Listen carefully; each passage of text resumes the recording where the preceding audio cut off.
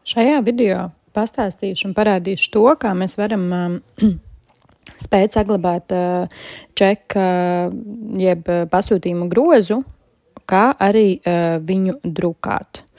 Gadījumā, ja jūs esat sabiedriskās ēdināšanas nozares mūsu klients, tad šī funkcija ir īpaši vajadzīga un nepieciešama un ērta lietošanā tādos gadījumos, ka, teiksim, klientam ir jāiznes šis čeks pirms apmaksas, ka tas būs šis saucamais pirmčeks. Redzam, ka grozu mēs spējam saglabājam to ar mūsu tā kā izveidotu kādu, galdiņu numurs vai kādu atpazīšanās,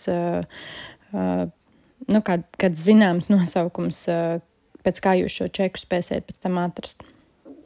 Tā kā mēs ejam tālāk grozā, pie 3 punktiem mēs meklējam šo saglabātos grozus un redzam, ka saglabātais grozs ir tur dzīvojošs, mājojošs, un mēs viņu spējam arī papildināt ar kādām precēm, produktiem, tāpat arī atkārtot saglabāt.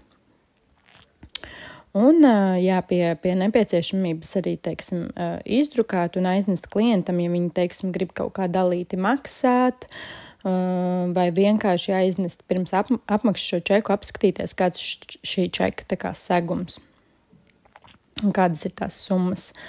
Tad, ka mēs spiežam saglabāt un drukāt, mēs viņu spējam arī izdrukāt. Iepriekš es parādīju, kā viņu saglabāt un pievienot viņam preces. Šeit es parādu, kad viņu ir iespējams arī izdrukāt. Un tā kā mēs šo čeku vēlamies apmaksāt, mēs ejam arī iekšā šajos saglabātajos grozos. Protams, ja tur ir visas pozīcijas iekšā vēlami apmaksājumās, viņš nav vairs jāpapildina, tad mēs šo čeku spējam arī norēķināt. Norēķinu dažādos apmaksas veidos, uzskatāmi, kā tas nereti ir vajadzīgs tieši pie pirmčeka, ja klients grib maksāt kaut kā dalīti vai tam līdzīgi.